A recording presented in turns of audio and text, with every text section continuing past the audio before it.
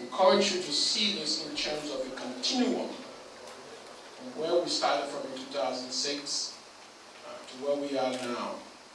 So Dr. John will come immediately after the meeting and do try to take advantage of the 15 minutes we usually allot to run you through what this vision is all about, how it's going to be accomplished, how it's going to affect you, citizens.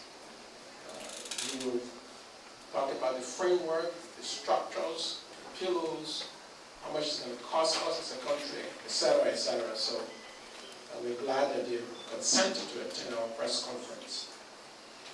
And then we will also have the opportunity to talk about the just recently released Transparency International ranking. As you know, Liberia experienced a meteoric trajectory, an upward mobility on the ranking. Now we are the third in West Africa. Cape Verde and Ghana are the two other countries that are ahead of us.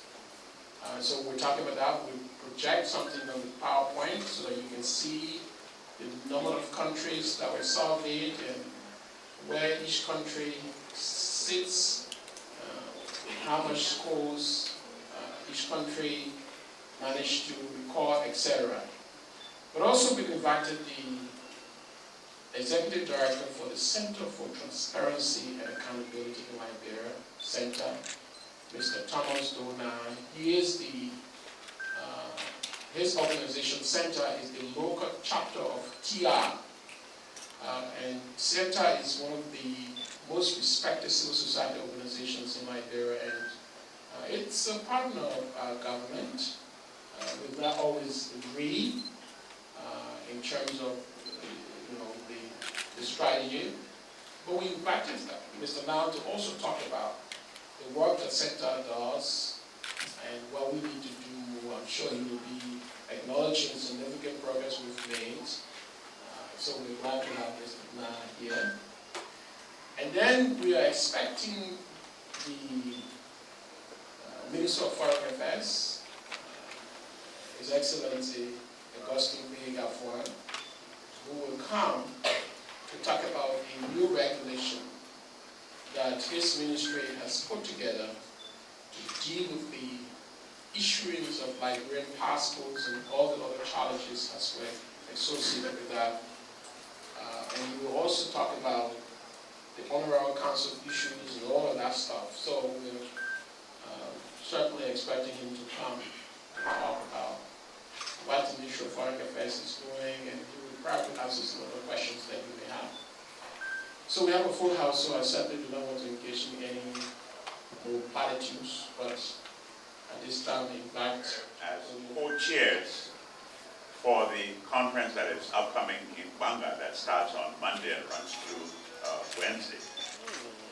And I think I should also mention a little bit about the structure of this thing called Vision 2030 by pointing out that the government of Liberia was the prime mover in all of this, who initiated all of this, and therefore there were two government officials that were appointed by the president as sponsors for this exercise. One is the chair of the Governance Commission, and the other is the Minister of Finance.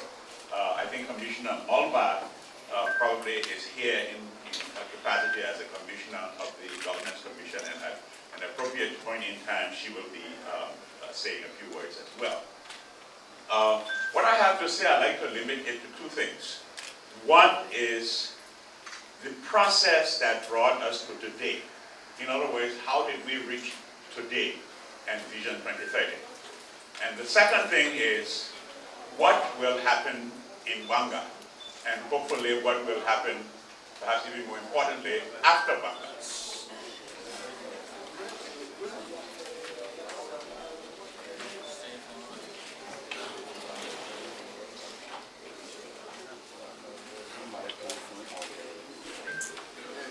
Well, let me begin by stating Mr. Acting Minister Doris Tua, the Deputy Minister of Information, Honorable Isaac Jackson, members of the Ministry of Information family, members of the Full Estate. I see the Center boss here, Thomas Down, and other members of the civil society. And I'm pleased to be back in this wonderful setting, Charles Graham Center. I've come today to announce issuance of 2 documents. I'll read your formal statement, and then I will take some questions from honorable members of the Full Estate. Honorable members of the Full Estate, 33 months ago, I signed with President Ellen Johnson Sirleaf a performance contract in which I committed the Ministry of Foreign Affairs to achieving a host of targets. First and foremost, among the targets that we proffered to the President, which she overwhelmingly endorsed, was the review and improvement of the integrity of the processes and procedures for A, the issuance of all categories of Nigerian passports, ordinary, official, and diplomatic, and B, the appointment of honorary consuls of Liberia. In fulfilling this objective, we have decided to move systematically in order to institutionalize the required reforms instead of taking haphazard actions that only tend to generate sensation. We have accordingly come today to announce that we have crafted and are today putting into effect 2 very important documents. One, the revised regulations governing the administration and issuance of Liberian passports, and 2, the revised regulations on honorary consuls of Liberia. The issuance of the revised regulations governing the administration and issuance of Liberian passports is in line with the Ministry of Foreign Affairs' statutory responsibility to facilitate the fundamental rights of freedom of movement for all Liberian citizens in keeping with Chapter 20.3F of the Executive Law of Liberia, and also is an attempt to clarify the confusion that exists among the public as to who is eligible for various categories of Liberian passports. The revised regulations on passports provide for 4 categories of Liberian passport: ordinary, service, official, and diplomatic passports. Ordinary passports will be issued only to natural-born or naturalized Liberians in compliance with the Constitution of Liberia, as well as the Alien and Nationality Law. The diplomatic and official passports are privileged passports and are given to certain categories of individuals as spelled out in the regulations. Requests for diplomatic, official, and service passports for individuals that are in government will emanate from the head of the institution. Additionally, payment for diplomatic, official, and service passports shall be made by the institution of government applying for such passports on behalf of an employee or government official. The Ministry of Foreign Affairs will not accept any application and payment for these categories of passports directly from employees or officials of government. Heads of government institutions are therefore advised to put in necessary controls at their respective institutions to ensure that diplomatic and official passports issued to officials or employees of that institutions are used strictly on travels of an official nature. Because the present family of ECOWAS passports in circulation does not include service passports, or those that would have ordinarily been issued service passports will be issued official passports until this problem is solved. With the exception of ordinary passports that will be issued for a period of 5 years, all other categories of passports will be issued for a period of 2 years. Laissez-passer shall be issued by the Ministry of Foreign Affairs, Liberia's embassies and consulates on a case-by-case basis for emergency travels to all Liberians and foreigners who were born in Liberia and desire to travel to their countries of nationality for the purpose of obtaining proper travel documents. Laissez-passer shall have the duration as indicated in the instrument, but no laissez-passer shall have validity beyond 90 days.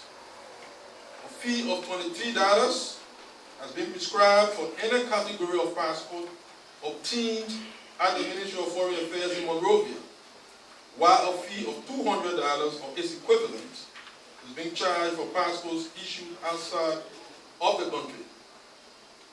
Laissez-passer will cost $10 United States dollars.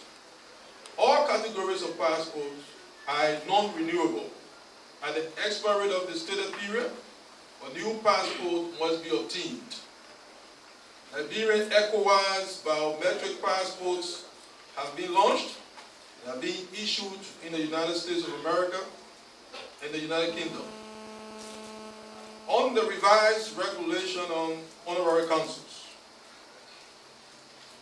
the revised regulations strengthen the guidelines on honorary consul of 2009 and clearly delineate the procedures for application for the position of honorary consuls of the Republic of Liberia. The regulations stipulate more transparent and rigorous vetting, reporting, monitoring, and termination procedures for individuals desiring to serve and or are serving as honorary consuls of the Republic of Liberia. Among a host of new features, the revised regulations provide for the following. 1. Non-Liberian honorary consuls shall not be entitled to Liberian diplomatic passports. 2. Honorary consuls of the Republic of Liberia shall serve for a tenure of 3 years, subject to renewal. 3. Individuals desiring of serving as honorary consuls of the Republic of Liberia may A. apply directly to the Ministry of Foreign Affairs or may be recommended by a prominent Liberian citizen. B. A Liberian ambassador accredited to the country where the individual intends to serve as honorary consul. C. An accredited and reputable Liberian association or associations in the country where the individual intends to serve as honorary consul. And B and D may be recommended by competent authorities of the country where the individual will serve as honorary consul at the request of the government of Liberia. The regulations also provide for a more stringent vetting procedure to include background and security checks by the National Security Agency and or the Ministry of Justice, and a thorough evaluation by a 9-member standing committee on honorary consuls, composed, among others, of Deputy Ministers of Foreign Affairs, a member of the Policy Advisory Council of the Ministry of Foreign Affairs, Chief of Protocol of the Republic of Liberia, and the Director General of the Foreign Service Institute. Honorary consuls engaged in the issuance of Liberian travel documents shall be required to report monthly on their activities, while those who do not issue Liberian travel documents shall be required to report on their activities on a quarterly basis. In order to curb abuses and the reputational risks suffered by the country as a result of such abuses, the following transitional decisions have been made with regard to individuals currently serving as honorary consuls of Liberia. 1. All individuals presently serving as honorary consuls of Liberia are required to submit to the Ministry of Foreign Affairs no later than January 15, 2013, all documents including letters of appointment, commissions, exequaturs, among others, from the Ministry of Foreign Affairs of Liberia and authorities of the receiving state confirming their legitimacy as honorary consuls of the Republic of Liberia and signed in a particular geographic location. 2.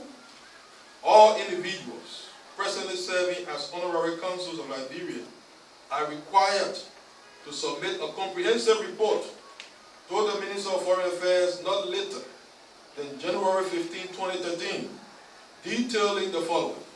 A. Significant actions taken by the Honorary Council to advance the economic, social, cultural, diplomatic, or other interests of the Republic of Liberia since the date of appointment as Honorary Council. B. Significant challenges encountered. C. Recommendations. Additionally, all those presently serving or carrying the title of Honorary Consuls of the Republic of Liberia who fail to submit to the Ministry of Foreign Affairs the required documents and reports by January 15, 2013 will, on account of their failure to report, be deemed to have forfeited their status as honorary consuls. 4.